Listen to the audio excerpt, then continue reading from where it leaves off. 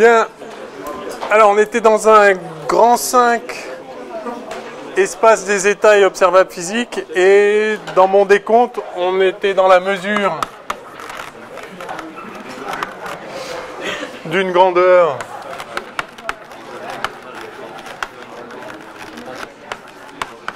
G. Installez-vous. Et on avait défini, si vous vous souvenez, l'opérateur G. Installez-vous. Please. Donc dans l'espace des états munis, donc espace vectoriel complexe muni d'un produit hermitien, on avait défini l'opérateur, j'avais un petit b je crois,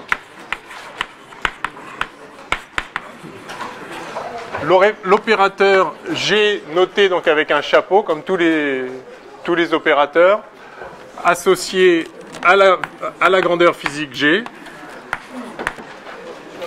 Hein, donc ne confondez pas la grandeur physique et l'opérateur associé. Cet opérateur était défini de façon à faire jouer un rôle particulier aux valeurs de G que peuvent prendre certains états du système et aux états des systèmes qui sont caractérisés par la propriété d'avoir une valeur de G bien définie. C'est pas tous les états du système n'ont pas une valeur de G bien définie. Certains en ont. C'était les états qu'on représente par le vecteur d'état, le ket GI. Ceux-là sont associés à la valeur propre GI. Et donc, il est très naturel, en fait, de définir un opérateur qui fait jouer un rôle particulier à ces états qui ont une valeur particulière bien définie de G et à la valeur en question. Et donc, cette définition est donnée par l'action de G sur les GI, qui est simplement GI fois GI. Donc ça, c'est vraiment très important. C'est la définition de l'opérateur G. C'est l'opérateur qui, à chaque état, enfin, qui fait de chaque état ayant une valeur de G bien définie, un vecteur propre, avec pour valeur propre associée la valeur propre GI précisément. Et comme quand on connaît l'action d'un opérateur sur des vecteurs d'une base, alors on connaît l'action de l'opérateur sur n'importe quel vecteur, car si on représente, si on développe un vecteur quelconque psi sur la base des GI, alors l'action de G sur psi, puisque G est un opérateur linéaire, c'est simplement la combinaison linéaire des actions individuelles de G sur GI, et donc c'est la somme sur I des alpha I, GI, GI. Voilà. Et par conséquent, on a vu que la valeur moyenne qu'on peut attendre lors de la mesure de la grandeur physique G dans un état psi quelconque, on a vu que ça s'écrivait comme ceci. Alors, la moyenne de G, en fait, c'est psi G chapeau psi, donc l'opérateur G braquetté pris en sandwich entre le bras psi et le ket psi, divisé par psi psi, la norme de psi au carré. D'où l'intérêt, simplement pour pas trimballer des dénominateurs partout, d'où l'intérêt de conserver uniquement, enfin, disons, de normaliser les états. C'est-à-dire, on a vu que l'état psi et l'état lambda psi, quel que soit lambda dans C, ça, c'était le même état. Et donc, tant qu'à faire, autant prendre celui qui a une norme, donc on prend le lambda qui fait que la norme de psi soit égale à 1, auquel cas, ça fait 1. Et donc, pour un état normalisé, si norme de psi égale 1, alors la moyenne de G, c'est simplement psi, G, psi, et il est dès lors naturel de noter ça, moyenne de G comme ça. Alors, c'est la moyenne de G dans l'état psi, oui? La dernière fois, vous avez utilisé une notation différente pour la moyenne de G. En gros, vous avez mis la moyenne de G, mais en par psi, entre parenthèses. Oui, non. J'avais mis comment Ouais, J'avais fait comme ça? Oui, d'accord. C'est bien comme ça, j'aime bien aussi comme ça. Le truc, c'est que... Enfin, non, mais ça c'est une notation que j'ai introduite comme ça, qui n'est pas normalisée du tout, parce que du coup, en fait, on note la moyenne de G comme ça. D'accord? Mais oui, enfin, c'est effectivement la moyenne dans un état donné, donc ça dépend de l'état, donc c'est sans doute pour ça que j'avais introduit cette notation comme ça. Mais c'est... Voilà. Donc ça, c'est le résumé d'où on est arrivé. Je ne refais pas la démonstration de ça, bien sûr. Il y a une dernière chose que j'avais voulu faire. Tiens, joli. PV égale NRT. La thermo, c'est beau.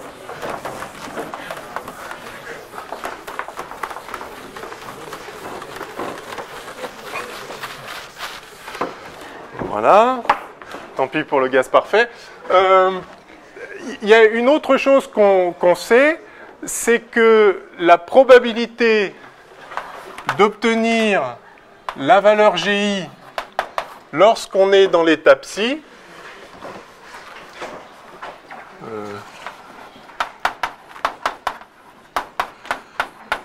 cette probabilité, vous vous rappelez, ce n'est rien d'autre que le module de alpha i carré, d'accord, ici, c'est-à-dire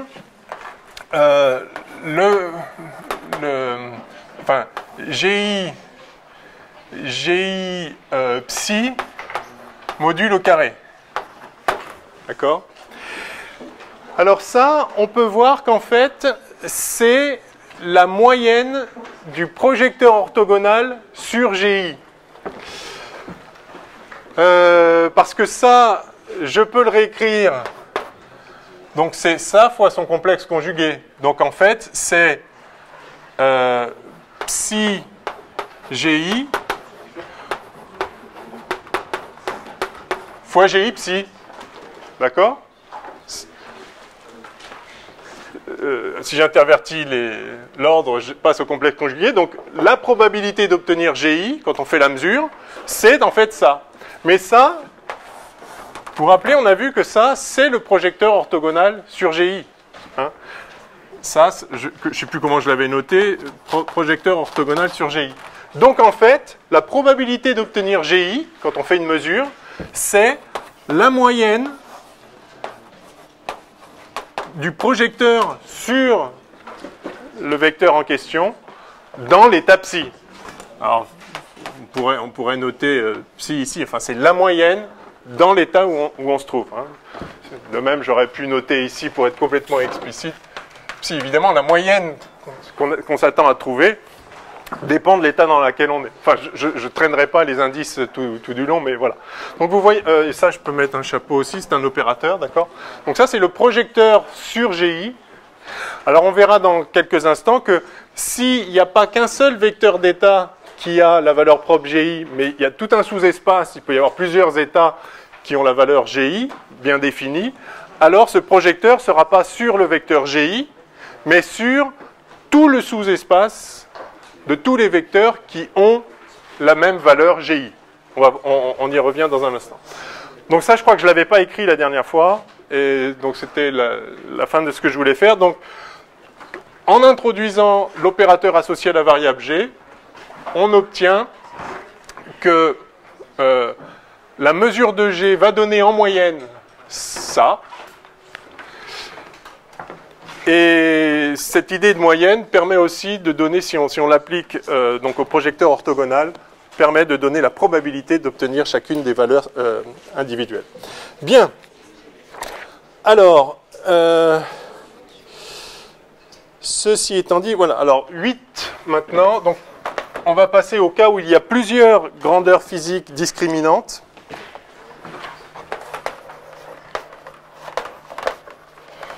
Alors, plusieurs grandeurs physiques.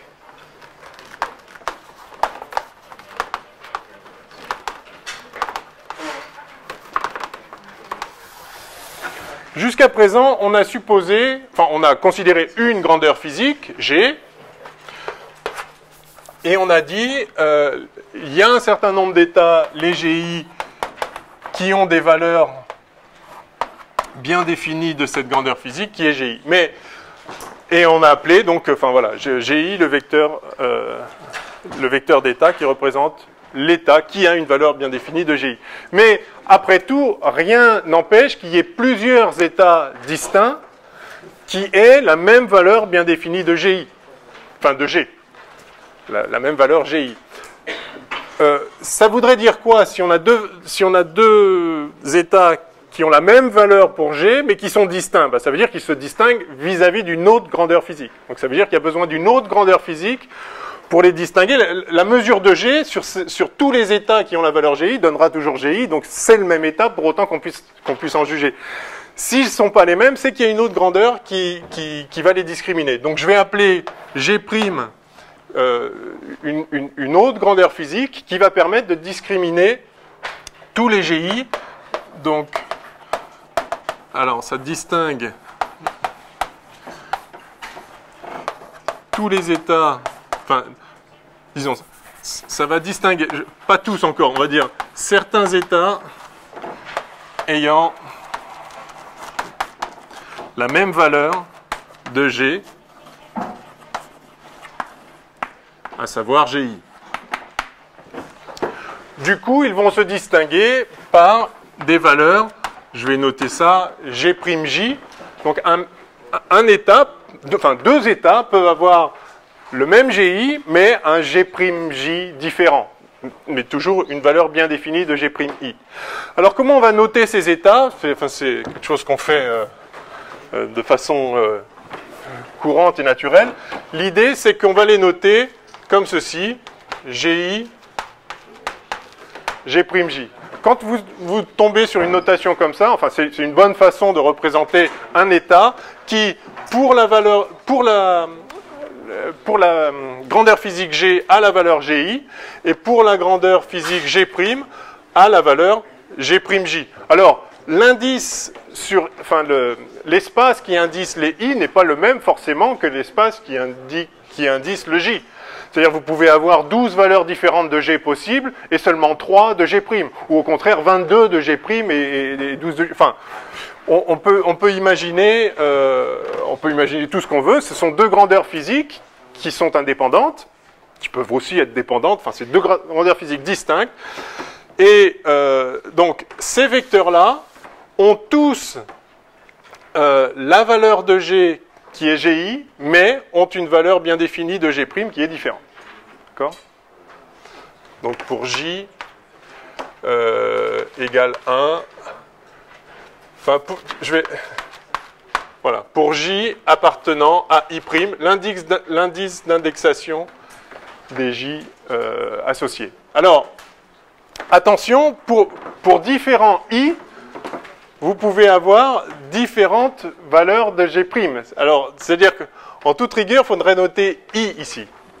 Alors, on ne le fait pas en général. C'est-à-dire que quand on a un ket comme ceci, qui se réfère aux valeurs bien définies de deux grandeurs physiques, la première est supposée commune à toutes et la deuxième peut varier. C'est-à-dire, c'est le même GI pour tous les vecteurs comme ceci avec des J différents. Bon, je laisse ça, mais je vous l'ai dit, notez-le. Enfin, par exemple, associé à la valeur G1, il peut y avoir 3 valeurs de G' différentes. Par contre, associé à la valeur G2, de grand G, il peut y avoir 12 valeurs de G' différentes. Hein. C'est pas forcément, la même dimensionnalité suivant G' pour chacun des G. On va voir ça tranquillement. Enfin, on verra des exemples, je veux dire. Je ne sais pas si c'est déjà clair, en tout cas, sinon ça va le devenir. Mais ça peut ne pas suffire. Il peut encore y avoir plusieurs états qui ont la même valeur de G et la même valeur de G'.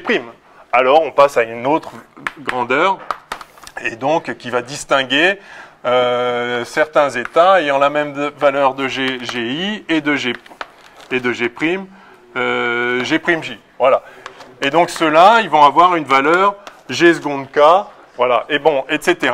Et on va fabriquer des états GI, G'(J), G seconde K, etc. Gn, je sais pas, L, etc. Voilà. Donc vous voyez l'idée, on discrimine les états complètement. L'idée, c'est d'épuiser complètement l'espace des états, d'avoir caractérisé, enfin, qu'il n'y en ait plus, quoi. Il est possible que deux états aient le même G, il est possible que deux états aient le même G et le même G', etc. Mais il y a un moment, on a épuisé la réalité physique. Et donc, on a défini, enfin, on a identifié un ensemble d'opérateurs. Donc, ça peut continuer. Un ensemble d'opérateurs qui, à eux tous, caractérisent entièrement la réalité physique, enfin l'espace des états. Oui. Vous disiez que les grandeurs associées n'étaient pas forcément liées les unes entre les autres. Ouais. Leurs états sont liés en fait. Parce qu'on ne peut pas avoir un G' J sans avoir un J fixé. Oui, il peut y avoir, absolument, il peut y avoir pour le même G', donc pour un certain G', J, il peut y avoir différents GI. C'est-à-dire, d'accord? De même que pour un même GI, il peut y avoir différents G'. Ce que vous voulez dire, c'est qu'une certaine valeur de G' peut déborder sur plusieurs GI. Et c'est vrai, oui, c'est possible. C'est pour ça que, donc, dans la convention, une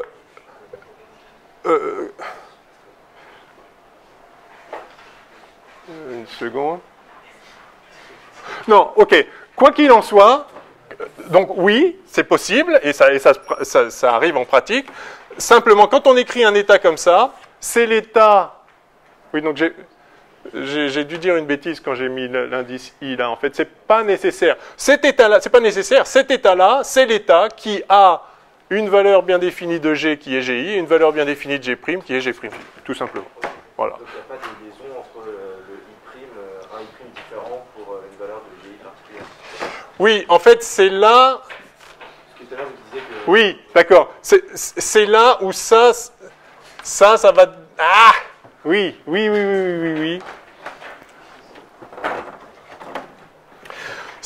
C'est...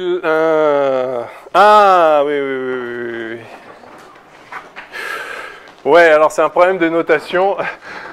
En fait, oui, quand on le note, ça devient tout de suite...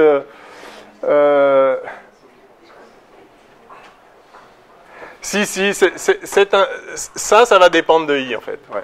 Ça va dépendre de I. C'est-à-dire que pour un I fixé, celui-là, enfin, tous ces quêtes-là ont la même valeur de GI. Donc là-dedans, il ne peut y avoir que des G'(I) compatibles avec la valeur GI. Et c'est pas forcément le même pour tous les I. Voilà. Oui? Est-ce qu'on peut avoir une valeur commune de G', J pour différents GI? C'est-à-dire si on change de GI, on peut trouver une valeur commune entre un G1 qui a plusieurs valeurs de G', J, oui. et un autre G2 qui a... Oui, et à ce moment-là, vous avez besoin d'une autre grandeur pour les discriminer. Ce vecteur-là, cet état-là, a la même valeur de GI, de grand G et de grand G', ces deux valeurs-là, mais des valeurs différentes de G secondes. D'accord? C'était votre question ou je l'ai mal compris? Si, c'est ça. Il y avait une autre question? Non? Il n'y a plus? Ok. Voilà, donc l'idée, c'est de... Alors, donc ça forme un ensemble... je vais le noter là.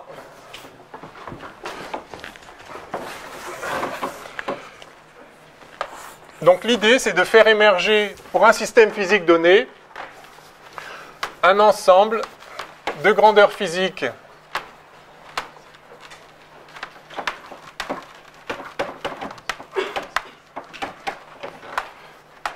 discriminantes compatibles. Alors je vais revenir là-dessus, ça c'est très important.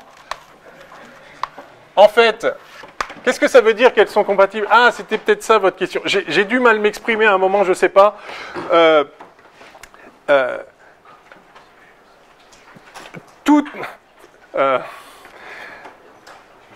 Il n'est pas, enfin, si vous avez deux grandeurs physiques, il n'est pas nécessaire qu'il existe des états qui ont une valeur bien précise de l'une et une valeur bien précise de l'autre. Il est même très courant que ce ne soit pas le cas. Donc ce qu'on appelle grandeur physique compatible, je vais faire un paragraphe spécial là-dessus, ce sont justement des grandeurs physiques qui permettent de faire des états comme ça, c'est-à-dire pour lesquels il y a en fait une base, donc une famille génératrice dont on peut faire une base, d'états qui ont des valeurs bien définies, donc valeurs bien définies, de chacune de ces grandeurs physiques. Donc il existe une famille génératrice à valeur bien définie de toutes les grandeurs en question.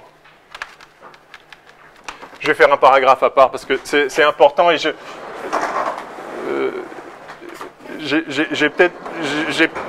me suis probablement mal exprimé vu votre question. Oui, à un moment, j'ai dit qu'elle soit compatible ou non. J'ai dû dire ça, je crois. Et donc, non. Il faut qu'elle soit compatible au sens où je vais préciser maintenant. Excusez-moi. Je sais pas, je crois pas que j'avais prévu un truc spécial là-dessus, mais... Ah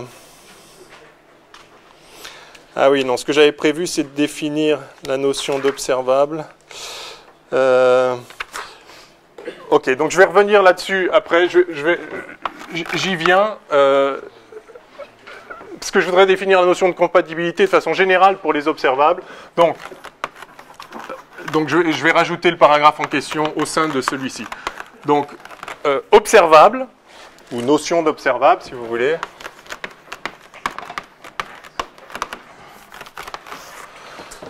Alors, je vais vous donner la définition, enfin, ma définition d'une observable. Il peut y avoir plusieurs définitions. Je préfère partir de la physique. Et donc, on appelle observable toute grandeur physique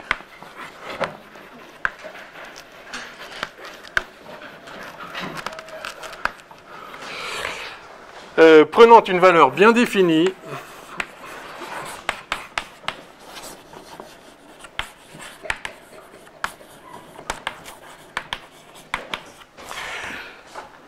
pour un ensemble d'états formant une famille génératrice.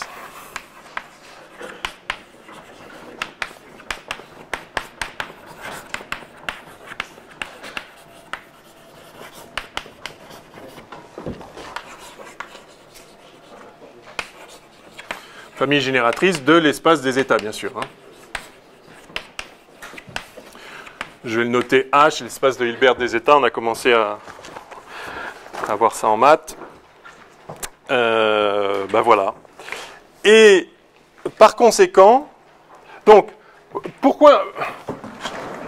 Bon, s'il n'y a aucun état qui a une valeur bien définie de cette grandeur, ce n'est pas une grandeur physique associée au système. Donc, mais pourquoi on veut qu'il y ait une famille génératrice d'états qui ont une valeur bien définie? Simplement pour que l'on puisse déterminer le résultat d'une mesure de cette grandeur-là pour n'importe quel état. C'est-à-dire que le fait que ce soit pour une famille génératrice, ça permet de connaître le résultat d'une mesure de G, connaître le résultat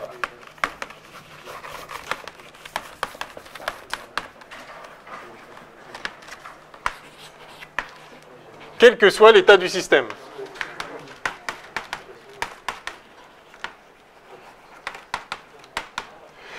Ce résultat est donné par la règle de Born qu'on a vue, c'est-à-dire si vous avez un développement d'un état sur un ensemble, donc une combinaison linéaire de vecteurs d'états qui ont une valeur bien définie de G, alors la mesure de G va donner aléatoirement un DGI avec comme probabilité le module au carré du coefficient du développement.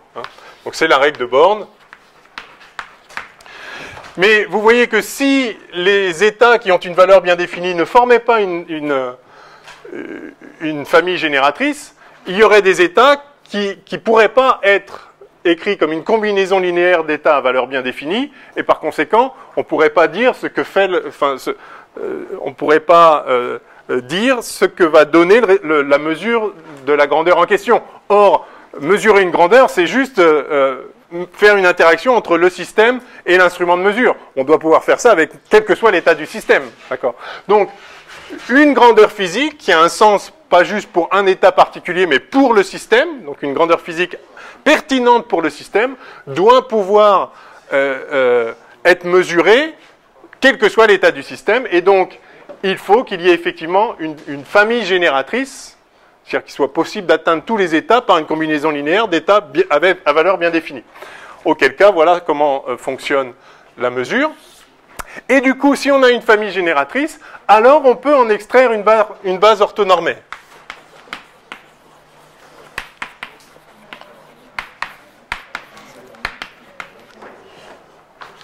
Donc ça, on l'a déjà vu. Alors, si on prend, donc jusqu'à présent, je l'ai appelé G et j'ai fabriqué l'espace des états à partir des états G. Je vais appeler cette fois-ci F la grandeur physique, donc de façon à pouvoir définir l'opérateur associé.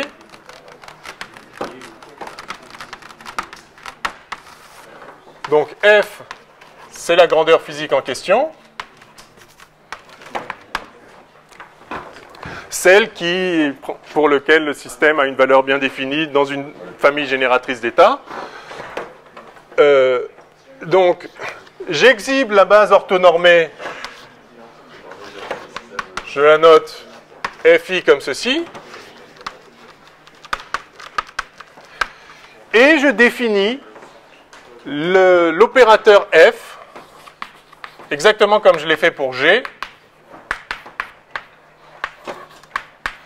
Je définis F de telle sorte que dans cette base, il soit diagonal avec pour valeur sur la diagonale les valeurs bien définies des quêtes en question, c'est-à-dire on définit F tel que F appliqué à FI soit égal à FI, où FI est la valeur bien définie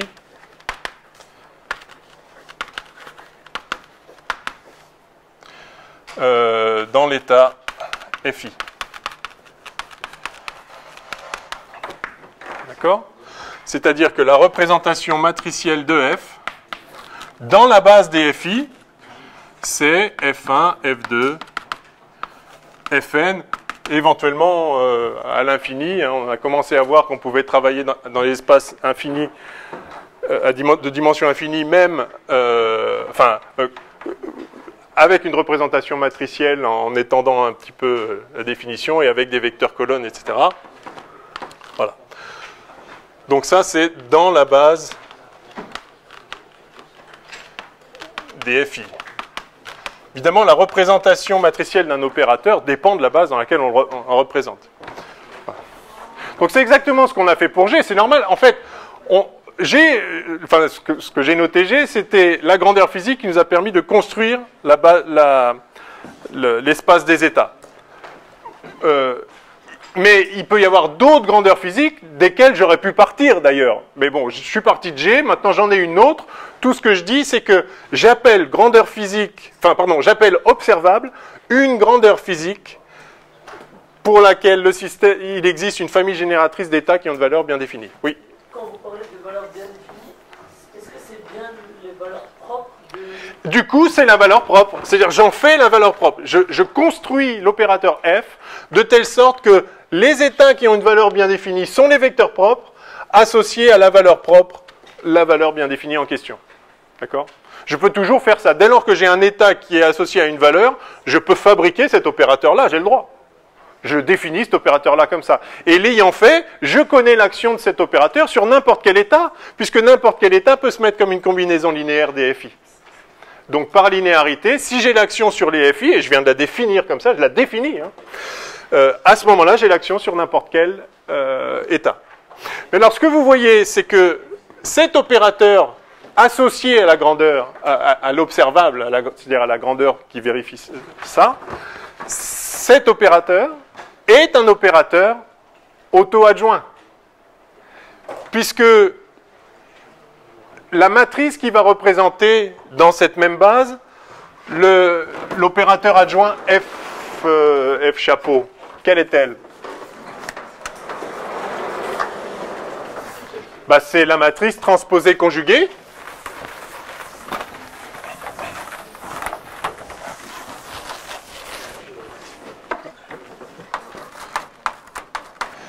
Et la matrice transposée conjuguée donc de F1, F2, Fn, éventuellement n tend vers l'infini. Donc ça, c'est la transposée conjuguée de ça. Et évidemment, donc ça va être F1 étoile, F2 étoile. Il y a des zéros partout là. Fn étoile, éventuellement ça continue si en dimension infinie. Mais une valeur bien définie d'une grandeur physique, c'est forcément une valeur réelle.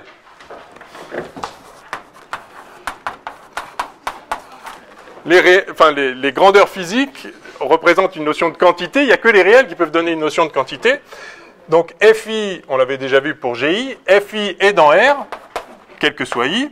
Par conséquent, Fi étoile égale Fi. Et donc ça, c'est égal à F1, Fn, etc.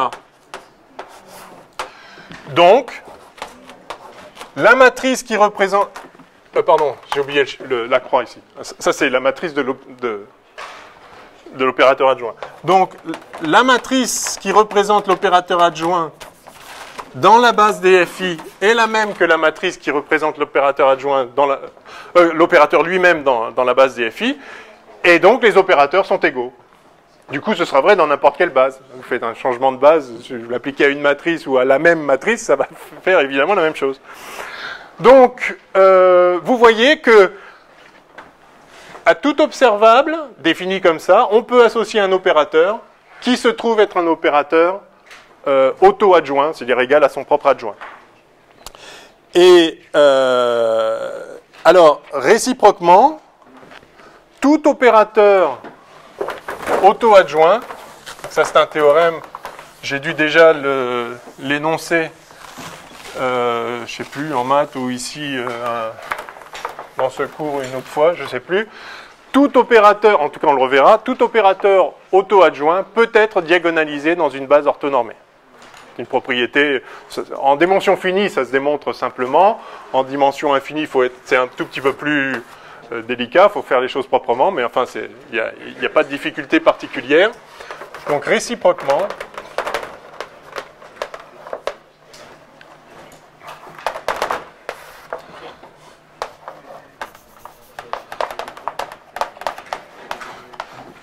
tout opérateur auto-adjoint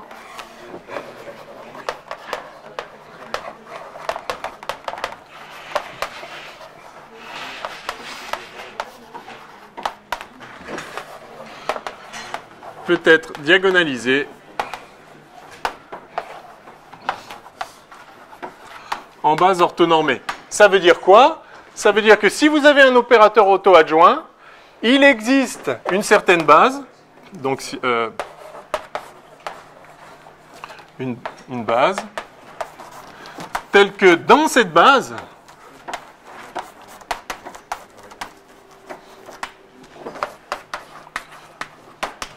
l'opérateur soit représenté par une matrice diagonale à coefficient réel, forcément, puisque sur la diagonale d'une matrice auto-adjointe, il y a forcément que des réels, puisqu'elle doit être égale à sa transposée conjuguée. L'opérateur soit... Donc, il existe une base telle que, dans cette base, l'opérateur... Donc, il existe une base orthonormée. L'opérateur soit diagonal. Donc, à coefficient réel, même s'il n'était pas diagonal, il y aurait de toute façon sur la diagonale des coefficients réels. Donc, et là, vu qu'il n'y a que des zéros partout ailleurs, c'est donc une matrice, en fait, qui a une représentation réelle dans cette base particulière. Hein, donc, vous prenez un opérateur, je ne sais pas, G'. Il existe une base telle que dans cette base, je vais l'appeler H. Non, je ne vais pas l'appeler H, je vais l'appeler G'. Telle que dans cette base, voilà. On met des diagonales, enfin sur la diagonale, des coefficients réels. Lambda I appartient à R. Et donc, du coup, on peut associer à cet opérateur une grandeur physique qui, dans les vecteurs de base, ont la valeur bien définie, lambda i.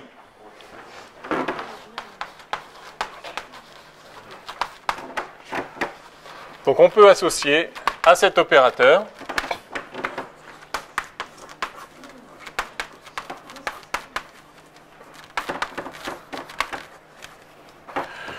une grandeur physique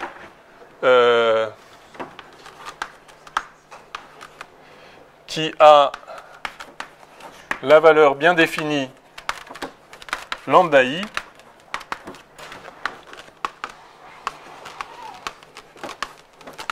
pour le ième vecteur de base. Donc c'est vraiment la réciproque de ce qu'on a fait avant. Au départ, on a défini une observable comme une grandeur physique qui a une valeur bien définie pour une famille génératrice de vecteurs. Sinon, c'est pas une grandeur physique pertinente pour le système. On a vu que toute observable, donc toute grandeur physique qui a cette propriété, toute grandeur physique pertinente pour le système, peut être représentée par un opérateur. Et cet opérateur, je l'ai défini comme tel. Cet opérateur, il est auto-adjoint par construction, puisqu'il est formé... voilà, il est représenté comme ça dans la base des vecteurs qui ont une valeur bien définie. Maintenant, à l'inverse, si j'ai un opérateur auto-adjoint, alors je sais que je peux le diagonaliser dans une base orthonormée, donc je peux le représenter comme ça dans une certaine base, et ensuite je vois que dans cette base-là, le premier vecteur de base est un vecteur propre de cet opérateur pour la valeur propre lambda 1. Le ième vecteur de base est un vecteur propre de cet opérateur pour la valeur propre lambda i. Et donc je peux associer à cet opérateur, auto-adjoint, une grandeur physique, qui a une valeur bien définie pour chacun des vecteurs de base. Et du coup, si je réalise un instrument de mesure qui révèle cette valeur-là, eh ben, je peux aussi appliquer cet instrument de mesure à n'importe quel autre état qui n'aura pas une valeur bien définie, mais dont je vais obtenir le résultat par combinaison linéaire des résultats possibles, hein, puisque ici ça forme une base, donc n'importe quel vecteur peut être développé sur cette base-là. D'accord? Oui.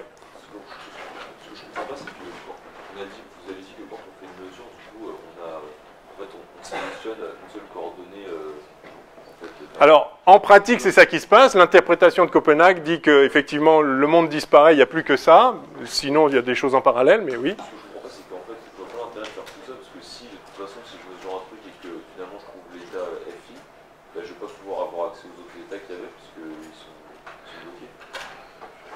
Oui, mais le problème, c'est qu'on ne peut pas faire autre chose, en fait. Quand on mesure un système, on n'a pas le choix, il va y avoir une réponse. Et cette réponse, ce sera, donc si je mesure f, si je mesure la grandeur f sur le système, je vais avoir, c'est sûr et certain, l'une des réponses f1, fn.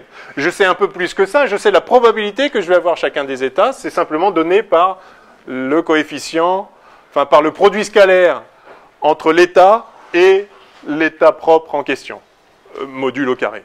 Voilà.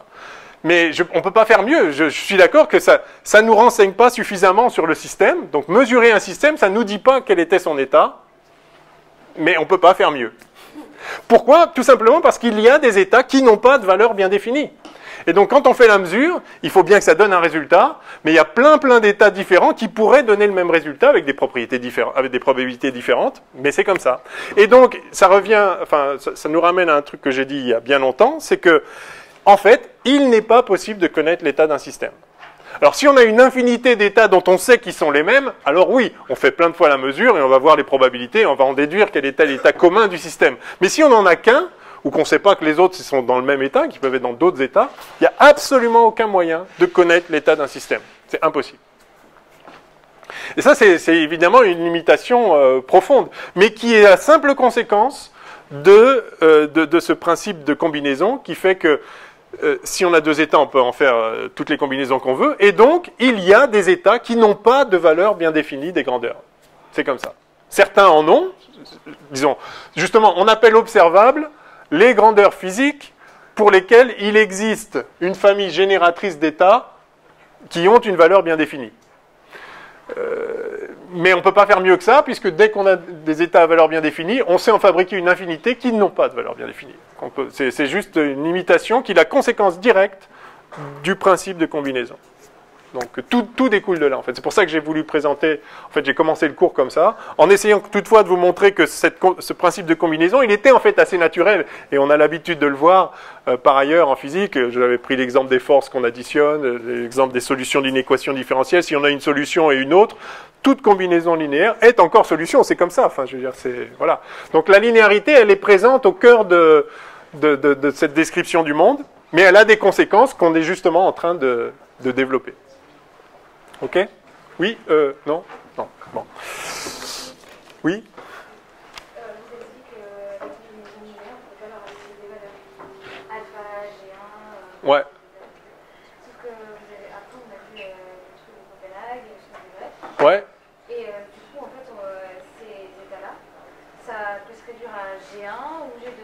Et les G1 et G2, on peut leur associer des valeurs. Donc au final, les combinaisons linéaires, on peut leur associer des valeurs. Non, parce que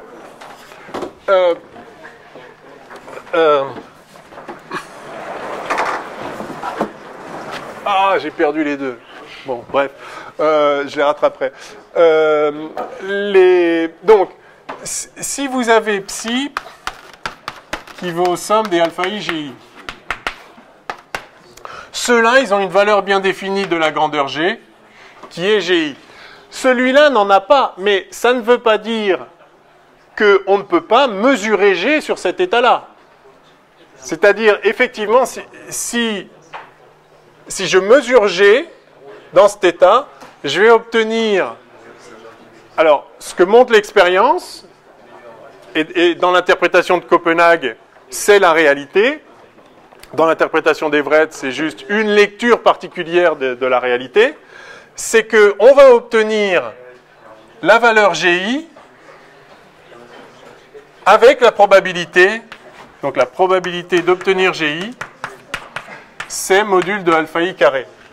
Donc, vous ne pouvez pas dire que cet état a une valeur bien définie de G, puisque quand je la mesure, je peux obtenir des résultats différents.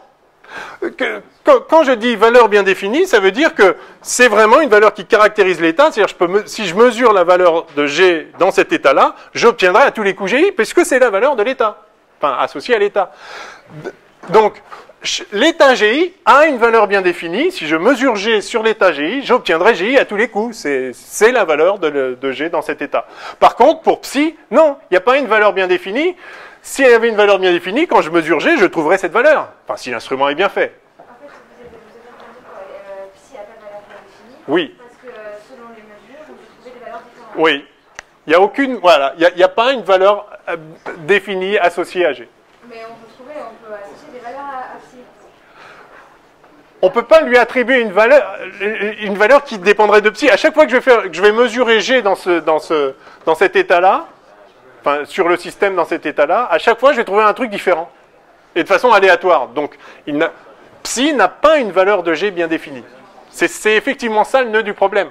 Il n'y a pas de valeur de la grandeur grand G qui soit attribuée à psi. C'est pas qu'on ne la connaît pas, hein. C'est qu'il n'y en a pas. Mais si on retombe à chaque fois sur la même... Pardon ? Si on retombe à chaque fois sur la même valeur... Alors, si on retombe à chaque fois sur la même, c'est que c'est un état bien défini. Et donc, c'est un des GI. C'est comme ça que j'ai défini les GI au départ. Ce sont les états qui ont une valeur bien définie de G. Si à chaque fois que j'ai le système dans cet état et que je mesure G, j'obtiens GI. Ça, j'appelle ça l'état GI. Parce que c'est un état qui a une valeur bien définie, qui est toujours la même, qui est GI. Donc, je le note comme ça, c'est une notation.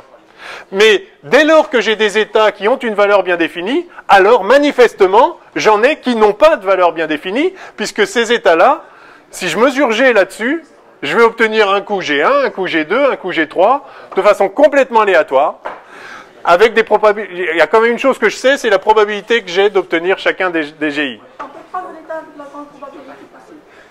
Non, c'est pas l'état avec la plus grande probabilité qui arrive. Sinon, ce ne serait pas une probabilité. Sinon, ça deviendrait une certitude, le résultat de la mesure.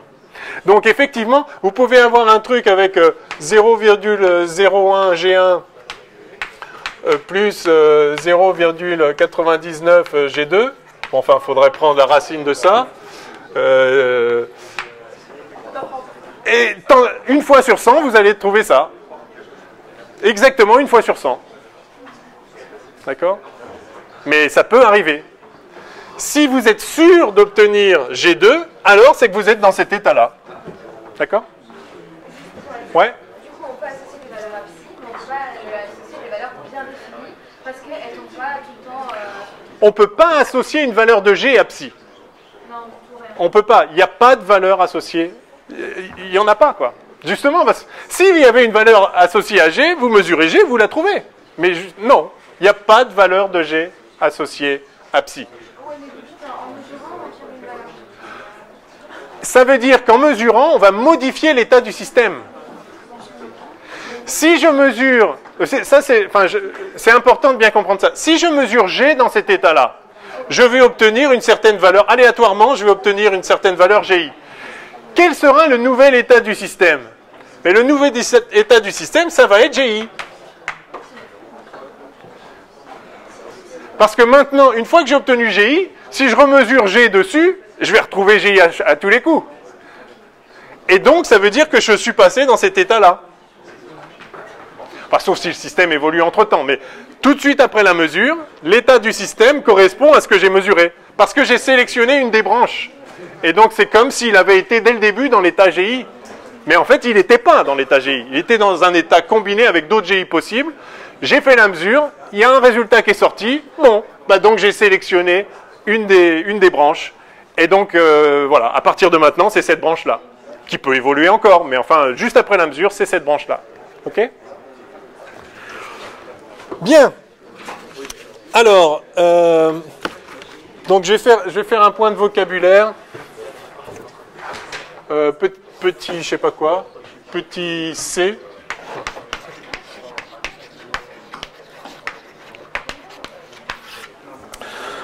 Alors, du fait de... Ah, oui. Oui. Celui-là?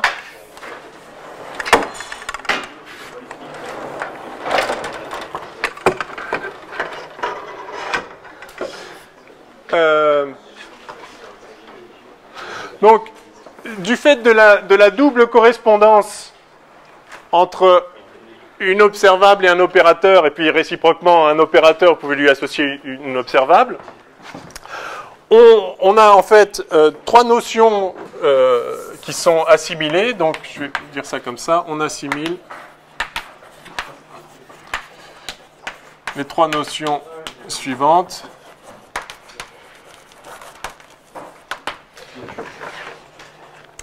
Donc, la notion de grandeur physique pertinente pour un système.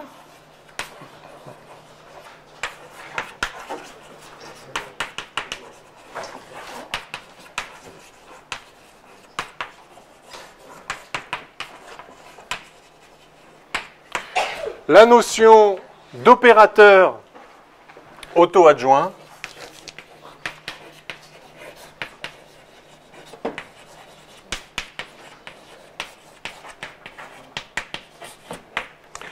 Et la notion donc d'observable.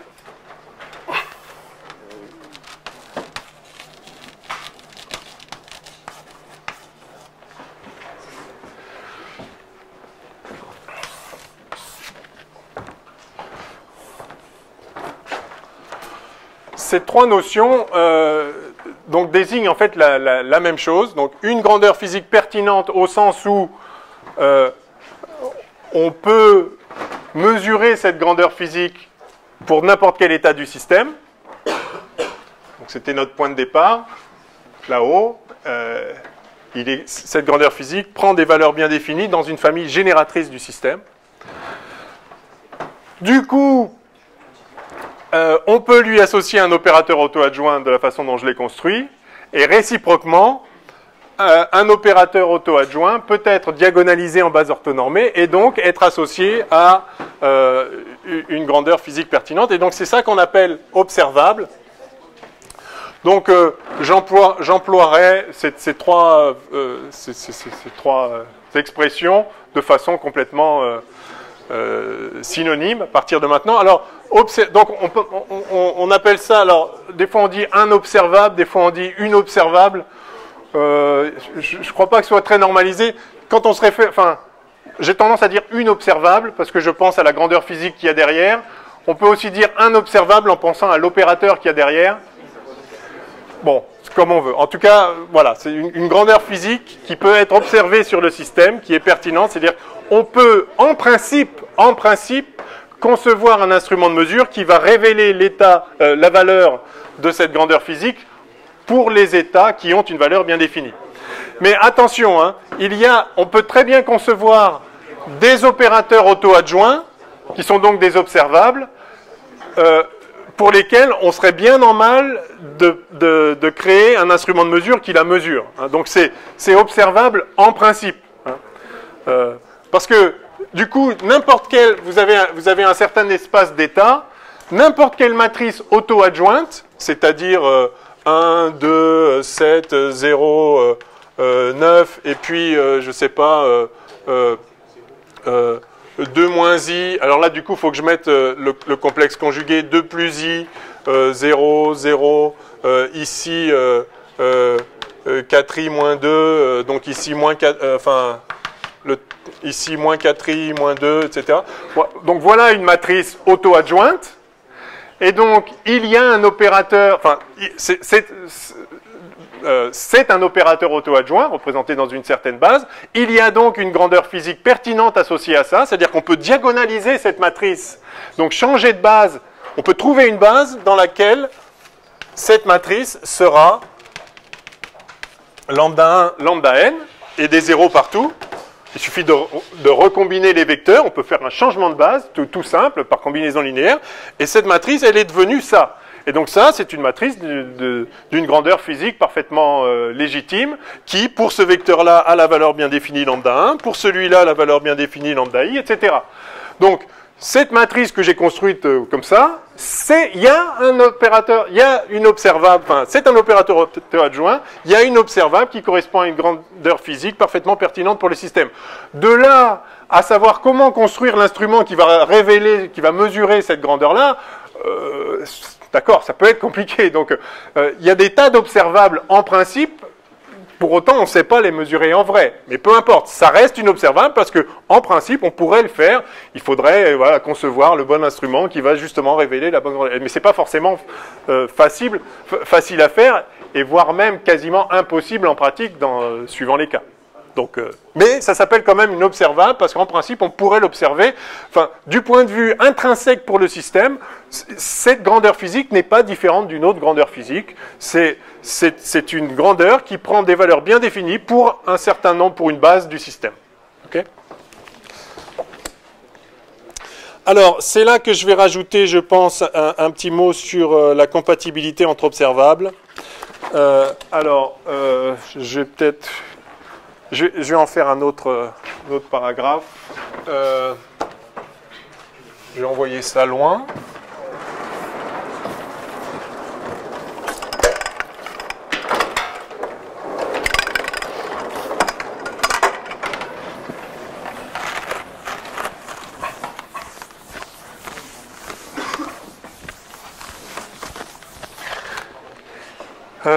Donc, ça doit être un 10e manche, je viens d'effacer un 9, à moins que ce soit un 11, je ne sais plus.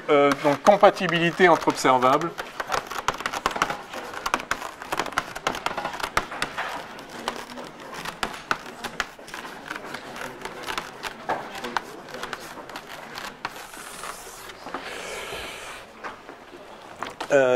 Compatibilité entre observables. Donc, on dit...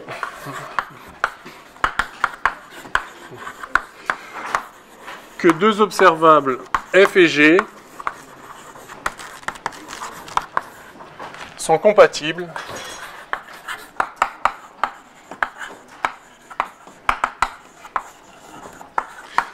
s'il existe une famille génératrice et donc une base. Il suffit une base est génératrice, mais dès qu'on a une famille génératrice, on peut en faire une base. Donc je vais mettre simplement une base. S'il existe une base d'état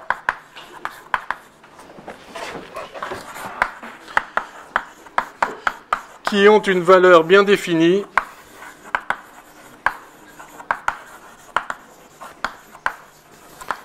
de f et g, à la fois de f et de g. Donc j'espère, il se peut que tout à l'heure je me sois mal exprimé, je ne sais plus, ça fait générer votre question. En tout cas, ça, si j'ai dit une bêtise, ça la rectifie. Donc une valeur bien définie à la fois de f et g. Oui? Pour l'état GI, G', il n'y a pas de valeur de GI telle que, pour que ce soit compatible, telle que G', J soit pas défini. Si, ça pourrait. Mais il y en a pour lesquels c'est bien défini. C'est peut-être ça qui a introduit la confusion. Je soupçonne que j'ai dit une bêtise. On va le préciser, je vais répondre très précisément à cette question. Donc, on dit que deux observables sont compatibles s'il existe, si on peut trouver une famille génératrice, donc une base suffit, enfin, si on peut trouver une base d'états qui ont une valeur bien définie à la fois pour f et pour g. Du coup, dans cette base, si on représente l'opérateur f et l'opérateur g dans cette base,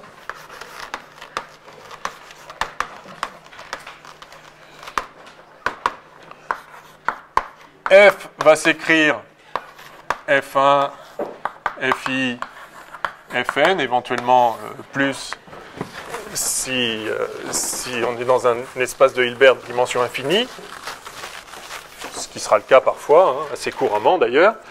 Dans cette base, on a f qui vaut ça, et on a g qui vaut ça.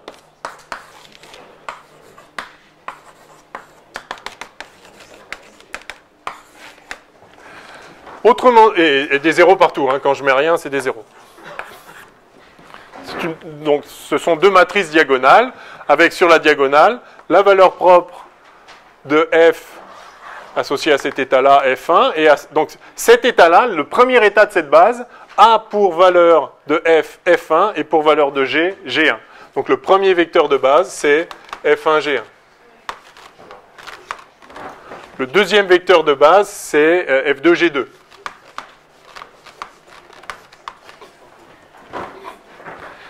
Alors maintenant, je vais écrire, c'est-à-dire que f et g, les opérateurs f et g, on dit qu'ils sont simultanément diagonalisables.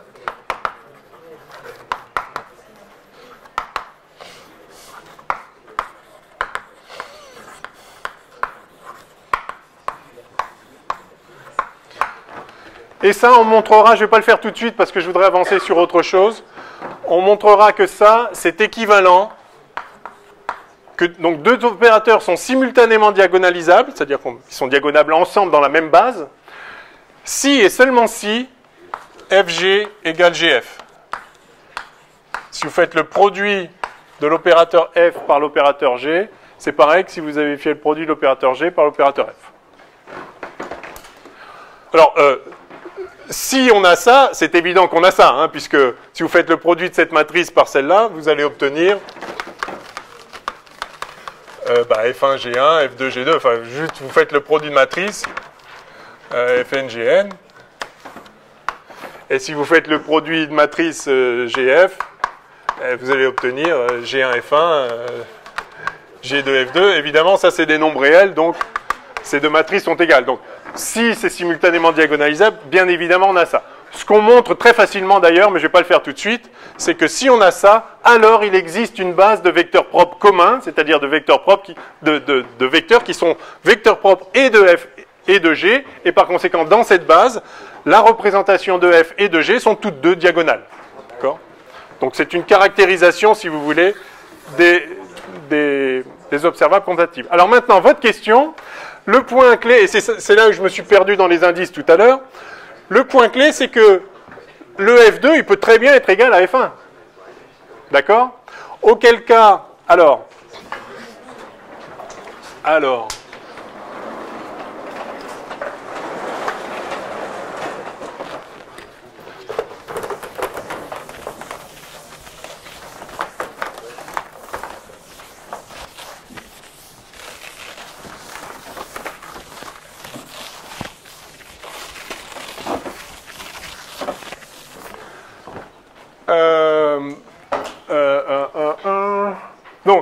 F2 peut être égal... Alors, je vais prendre un exemple, tout simplement.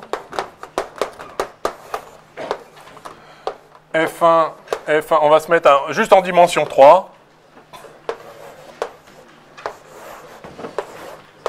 D'accord.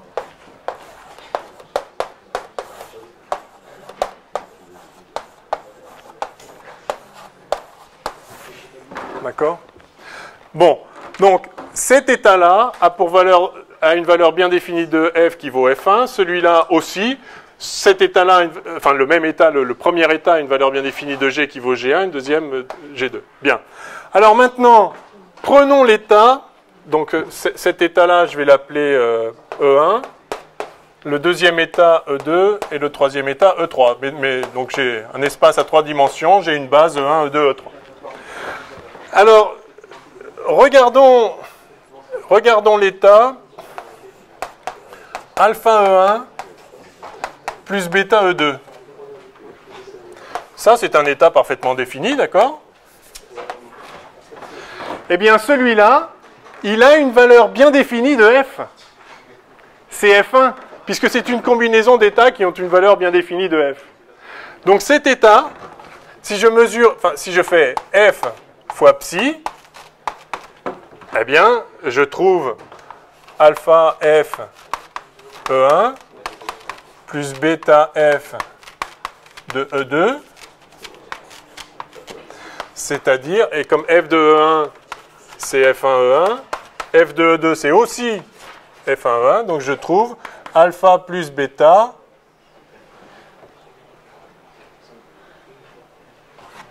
F1 E1. Donc, C'est alpha E1 et bêta E2. oui, pardon, qu'est-ce que j'ai fait? Oui. C'est alpha. Oui, merci, ça avait pas de sens. Alpha E1, merci. Donc c'est F1 fois alpha E1 plus bêta E2. Et donc, ça fait F1 fois psi. Donc psi est vecteur propre associé à la valeur propre F1. Psi est un état à valeur de f bien définie. Par contre, cet état qui est combinaison de G1 et G2, si G1 différent de G2, n'a pas une valeur de G bien définie. Parce que si je mesure G maintenant, donc si j'applique G à psi, je vais obtenir alpha G1 E1 plus bêta G2 E2. Et ça, si G1 est différent de G2, c'est pas un multiple de psi. Donc psi n'est pas vecteur propre de G. Et si je mesure G dans cet état-là, je vais trouver la valeur G1 avec la probabilité alpha carré et la valeur G2 avec la probabilité bêta carré module de bêta carré. OK? Ça répond à la question? Donc, tout à l'heure, quand j'ai défini, quand j'ai généralisé au cas où il y avait besoin de plusieurs grandeurs physiques pour discriminer tous les états possibles, j'ai effectivement pris en fait un sous-espace. J'ai supposé qu'il y avait plusieurs grandeurs, plusieurs états qui avaient la même valeur d'une certaine variable, et j'ai dit on a besoin d'une autre pour les discriminer. Et donc, l'autre doit être compatible au sens où je peux la diagonaliser, enfin je peux trouver là-dedans, dans ce sous-espace-là, je dois pouvoir trouver des vecteurs propres qui ont une valeur bien définie, donc, de G au sein de ce sous-espace. D'accord ? Ce qui n'est pas a priori possible. Enfin, c'est pas nécessairement possible. Mais un opérateur G, donc une grandeur physique G, va me permettre de distinguer entre ces deux états de façon bien définie si je peux le diagonaliser dans ce sous-espace. Alors, à l'inverse, par contre, il est toujours possible de trouver une certaine grandeur physique qui qui est diagonalisable dans ce sous-espace. Pourquoi? Parce que, justement, si j'ai une grandeur physique compatible avec F, je vais avoir GF qui vaut FG. Le point clé, c'est que si j'ai une grandeur physique, je vais dire comme ça, si j'ai une grandeur physique, elle est l'opérateur qui la représente est auto-adjoint. S'il est auto-adjoint dans l'ensemble de l'espace, il est auto-adjoint partout. Il est en particulier, sa restriction à ce sous-espace-là est auto-adjoint. C'est une bêtise ou pas?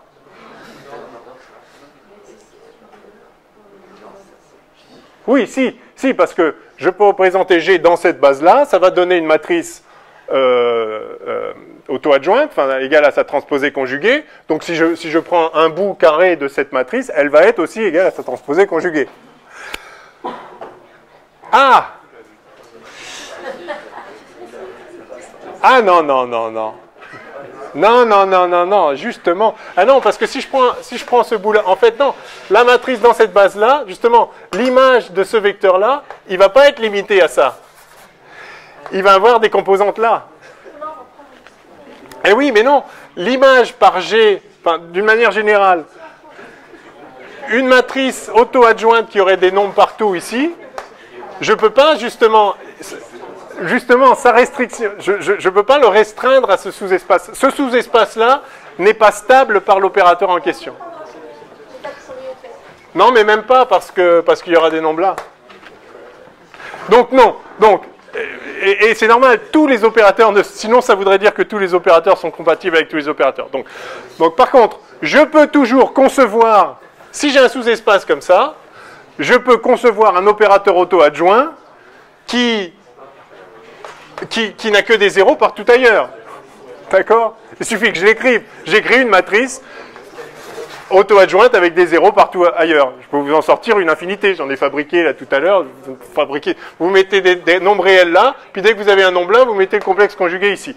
Donc il existe des opérateurs qui sont diagonalisables là-dedans, et donc qui vont permettre de discriminer les valeurs de f. En fait, il suffit de fabriquer cet opérateur-là. C'est un opérateur auto-adjoint dans cette base et il discrimine les états propres de f. Donc il n'y a aucune difficulté à le faire en principe. OK? Deuxième point, j'ai parlé très rapidement, il faut qu'on avance, mais puisqu'on y est, j'ai parlé de sous-espaces propres. Vous voyez en fait, on vient de le démontrer. Dès lors que vous avez deux vecteurs associés à la même valeur propre, c'était le cas ici, toute combinaison linéaire de ces vecteurs forme un vecteur qui est à nouveau associé à la même valeur propre. D'accord?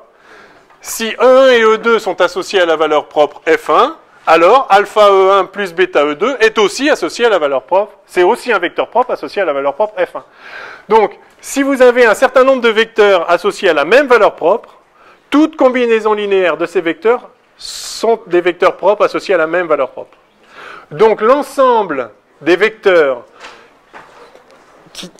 qui sont associés à une valeur propre forment un sous-espace vectoriel, puisque toutes les combinaisons linéaires, c'est encore un de ces vecteurs-là. D'accord? Donc, à chaque valeur propre d'un opérateur quelconque est associé un sous-espace vectoriel. Ce sous-espace vectoriel peut être dimension 1, s'il n'y a qu'un seul vecteur qui a...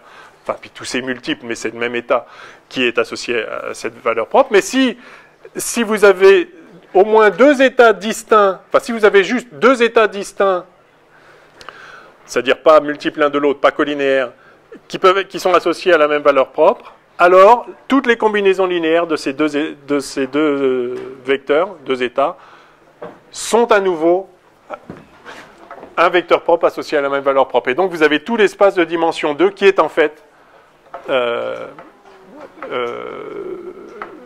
sous-espace propre pour cette valeur propre.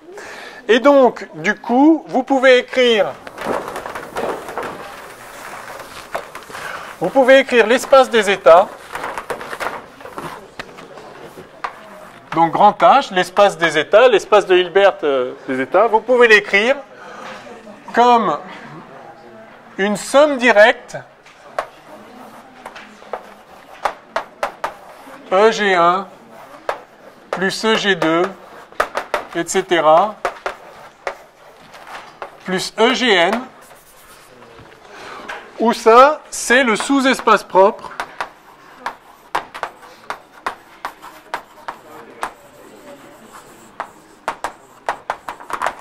associé à la valeur propre G1, etc., etc.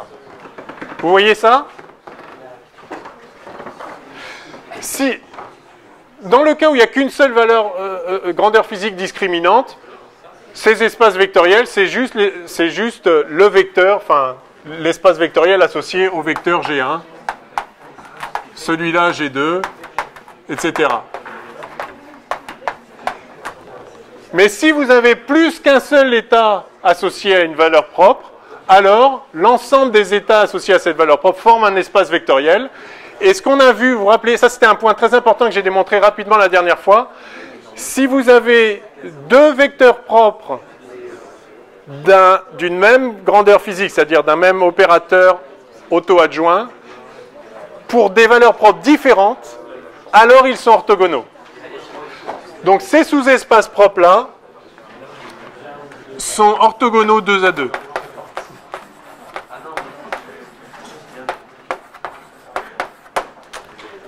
Ok ? Alors, maintenant, que se passe-t-il quand on réalise une mesure de la grandeur physique G sur un état du système ?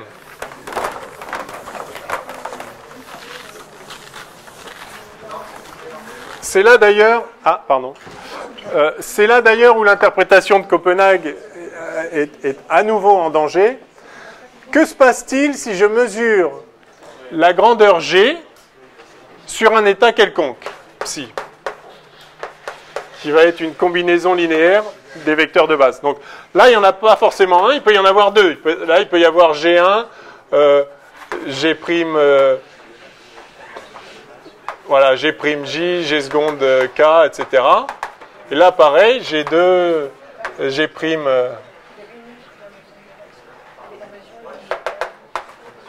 etc. C'est là où les indices, c'est difficile à écrire, les indices dépendent, enfin, il n'y a pas forcément le même nombre d'indices là que là. Bon. Que se passe-t-il quand je mesure G là-dedans ? La mesure de G doit donner un résultat. Je mesure G, je fais interagir avec l'instrument de mesure, il va sortir quelque chose. Je vais trouver, donc si j'ai un état qui mélange tous ces... qui a des composantes dans tous ces sous-espaces. Pardon, commençons. Si j'ai un état qui n'a des composantes que dans un des sous-espaces, c'est une combinaison linéaire, par exemple, d'états qui ont tous la valeur G2. Si je mesure G là-dedans, je vais trouver G2. Si je mesure G sur un état qui a des composantes un peu partout, qu'est-ce que je vais trouver ? Eh bien, je vais trouver aléatoirement G1 ou G2 ou Gn avec comme probabilité quoi ? Alors, je vais trouver donc GI avec la proba qui est la projection orthogonale, enfin qui est le module de qui est la valeur moyenne de la projection orthogonale sur l'espace associé à GI. C'est-à-dire que là, je vais pas garder juste une seule composante. Si mon vecteur, mettons qu'il s'écrit...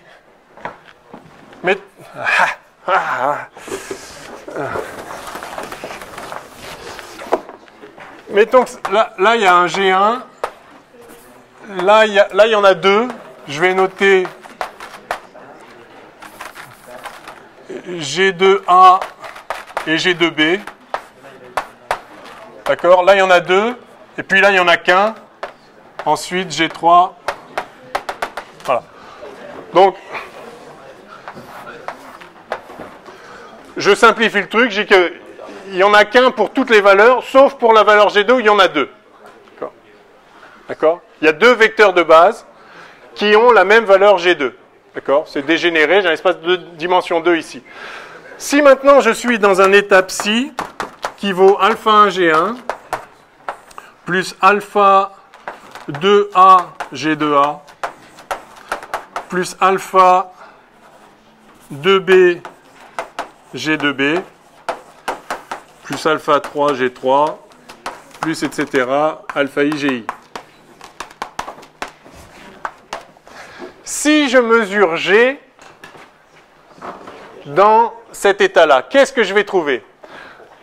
Je suppose que c'est normalisé, donc la somme des alpha carrés, là, ça fait 1. Si je vais trouver G1 avec la proba alpha 1 carré. Je vais trouver G3 avec la proba alpha 3 carré. Quelle est la proba de trouver G2?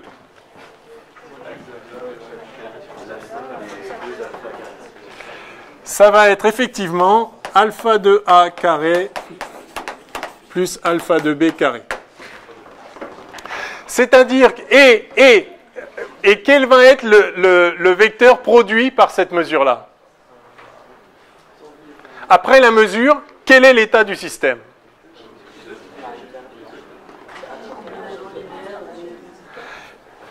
Eh bien, effectivement, après l'état du système, après la mesure, l'état du système va être cette combinaison linéaire-là. Donc, c'est pas que je sélectionne qu'une seule composante, en fait. Je sélectionne tout le sous-espace, enfin la composante sur le sous-espace entier compatible avec cette valeur-là. La probabilité ne doit pas être normalisée. Si, j'ai précisé oralement que la somme des alpha I carré est égale à 1 pour pas. Sinon, il faut diviser par. Je suis bien sûr. D'accord? Donc vous voyez, c'est pas que je sélectionne une composante, c'est que je conserve tout ce qui est compatible avec la valeur mesurée. C'est là où, pour l'interprétation de Copenhague, ça peut éventuellement quand même poser problème. Tandis que dans l'interprétation d'Everett, il y a zéro problème à ça. Puisque ça vous porte le système, en fait, dans une combinaison de... Vous allez avoir ça... Pardon. Produit tensoriel avec la mesure de G1, plus ça, produit tensoriel avec la mesure de G2, plus ça, produit tensoriel avec la mesure de G2, et ça avec la mesure de G3, etc. Si après, donc, si un observateur vient voir ça, il va, dans ces deux, enfin, il va y avoir ça, produit tensoriel avec la mesure de G2 et avec l'observation de G2. Donc, si vous voyez G2, vous allez effectivement sélectionner tout ça, parce que ce sera le même état de conscience qui correspond, enfin, ce que j'ai appelé état de conscience, disons, le même état de perception de l'observateur qui correspond à tout ça, quoi. Donc, ça va sélectionner tout ce qui est compatible avec ce que vous avez mesuré, enfin, ce que vous avez vu. Donc, en tout cas, ça, c'est très important, hein. C'est... Quand vous mesurez G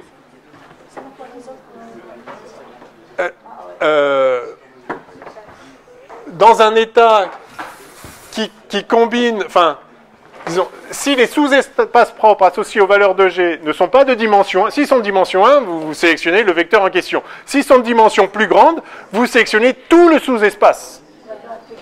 Oui. Cette probabilité, elle correspond à, on observe G2, et si on observe, parce que G2A et G2B, on peut les observer aussi, parce que c'est un deuxième observateur. Alors, on ne peut pas les observer en mesurant G. On pourra les observer séparément. Voilà. Si maintenant, je mesure la grandeur physique qui est discriminée ici, qui dans un caveau A, dans l'autre caveau B, alors je vais trouver A avec alpha avec ça, comme proba, et B avec ça. Absolument. OK? Donc c'est bon, c'est un peu délicat. Enfin, quand on le regarde comme ça, finalement, c'est assez naturel. Mais bon, il faut s'y habituer un petit peu. Alors, quelle heure est-il? Oh, aïe, aïe, aïe, aïe, aïe, aïe, aïe, aïe, aïe. Bon, je vais quand même commencer le chapitre 2. Comme ça, on sera lancé. Oui.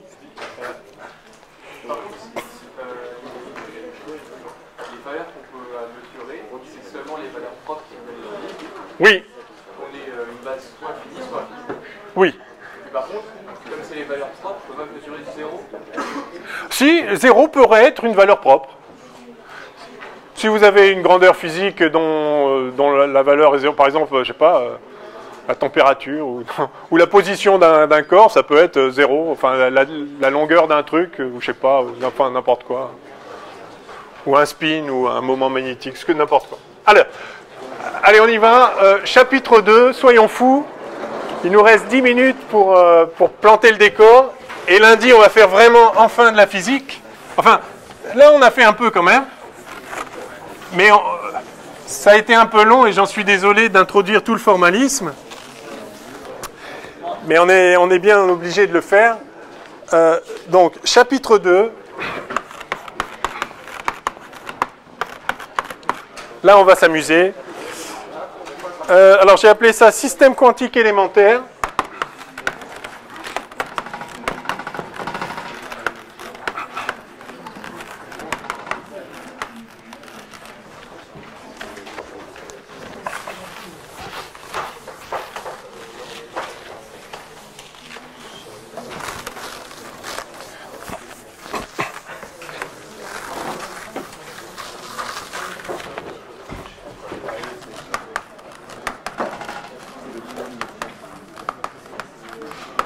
Deux points, qubit,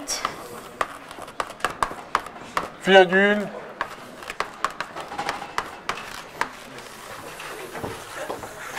spin and me.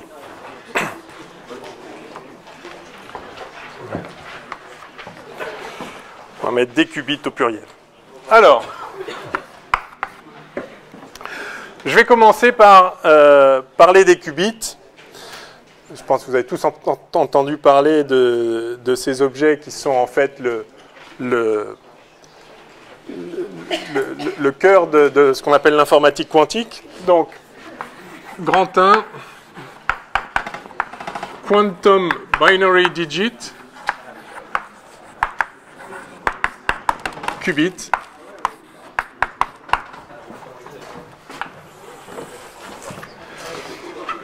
Donc c'est ça que ça veut dire, un qubit, c'est un quantum binary digit. Vous savez tous ce que c'est qu'un bit classique. Donc je vais commencer juste par rappeler ça.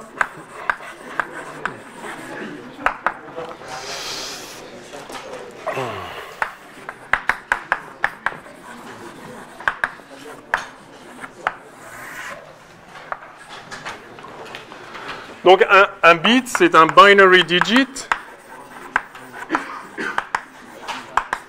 C'est-à-dire un nombre binaire, hein, c'est ça que ça veut dire en anglais. C'est la contraction de nombre binaire. Donc c'est un... Alors, on peut le concevoir comme un nombre, binaire. En base 2, vous présentez un nombre, enfin 0, 1, vous formez tous les nombres par une suite de bits, de binary digit. Mais de manière plus générale, un bit classique, c'est un système permettant de faire une distinction élémentaire.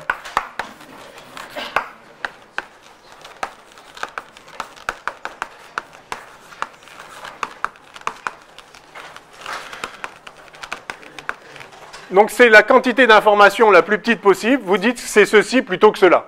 Donc c'est 1 ou 0, c'est plus ou moins, c'est noir ou blanc, c'est galaxie ou cheval, enfin n'importe quoi, deux trucs différents, rouge, noir, pile ou face. Deux trucs, c'est l'un ou l'autre, et donc si vous précisez la valeur en question, vous avez établi une distinction. A priori, ça pouvait être deux choses, l'une ou l'autre, et donc si vous spécifiez la chose, vous avez introduit la plus petite quantité d'informations possible, c'est-à-dire vous avez donné une info, une seule, mais toutes les infos plus générales peuvent être amenées à des combinaisons d'informations élémentaires comme ça. Donc le bit, c'est le support de l'information élémentaire.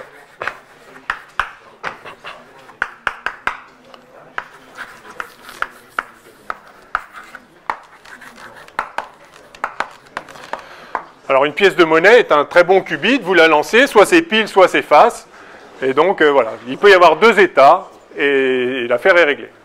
Bien. Alors, le problème en physique quantique, donc deuxièmement, système quantique élémentaire.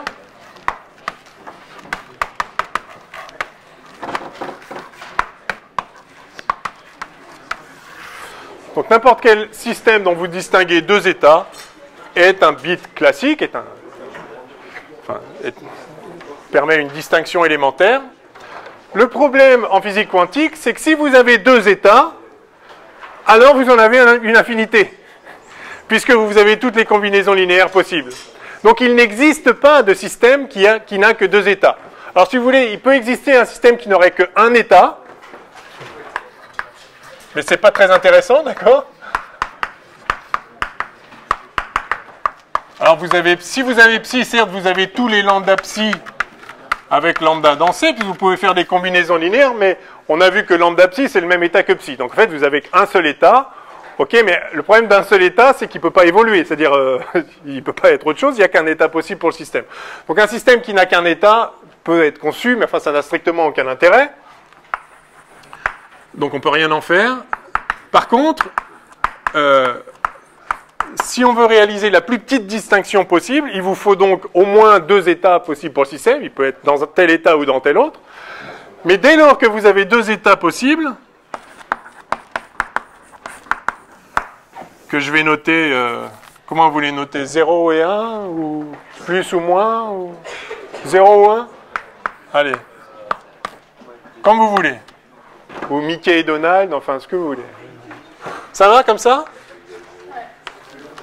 Donc si vous avez deux états, le problème c'est que vous en avez une infinité.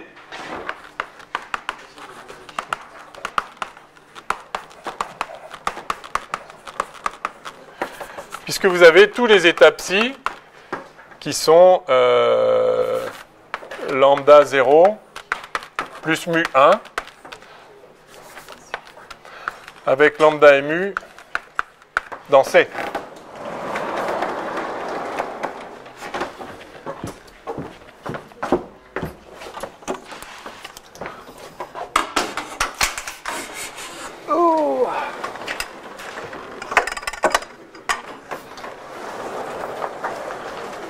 Autrement dit, en physique quantique, il n'existe pas de système à deux états. Le système le plus simple qu'on puisse concevoir, mis à part le système trivial qui n'a qu'un état, donc il ne peut pas évoluer, on ne peut pas interagir avec lui, enfin bref, cet état existe peut-être, mais on ne l'a jamais vu puisqu'on ne peut pas interagir, et on ne le verra jamais, et il n'influera jamais sur rien, donc oublions. Le plus petit état, le système élémentaire quantique,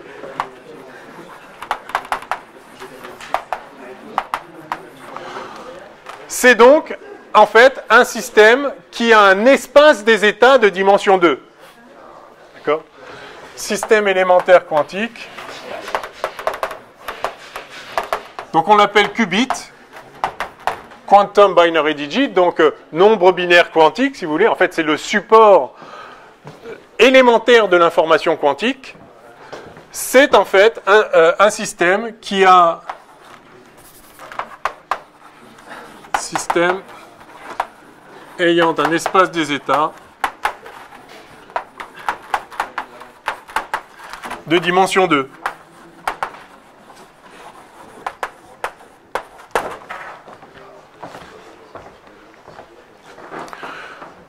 Du coup, n'importe quelle grandeur physique sur cet état-là, alors soit c'est une grandeur physique sans intérêt qui donne le même résultat pour tous les états, soit il va y avoir un état qui a une valeur bien définie et un autre état qui a une autre valeur bien définie différente. Et puis il y a tous les autres états qui n'ont pas de valeur bien définie de cette grandeur physique. Donc, donc ok, l'espace élémentaire en physique quantique, enfin le système élémentaire, le plus petit système pertinent qu'on peut concevoir, c'est le système qui, non pas qui a deux états, ça n'existe pas, mais qui a un espace des états de dimension 2. Et du coup, tous les systèmes quantiques élémentaires, donc qui ont un espace vectoriel, un espace des états qui est un espace vectoriel de dimension 2, sont tous les mêmes en fait. Du point de vue de cette caractéristique, ils ont une dimension 2, on a vu que tous les espaces vectoriels de dimension 2 sont isomorphes les uns aux autres. Vous pouvez les mettre en correspondance l'un avec l'autre. Donc, quand vous étudiez le qubit, du coup, quelle que soit la représentation du qubit, et ça peut être représenté de différentes façons. Alors, on verra ça. On peut faire un qubit avec, par exemple, un photon du point de vue de sa polarisation.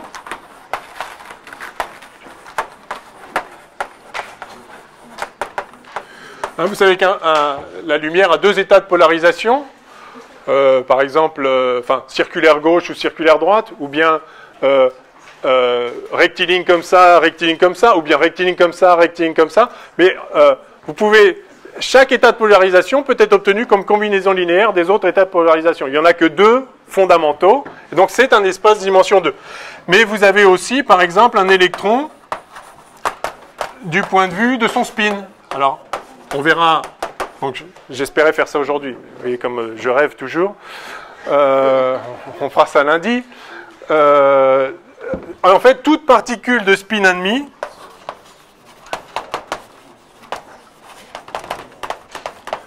du point de vue de son spin est un parfait qubit.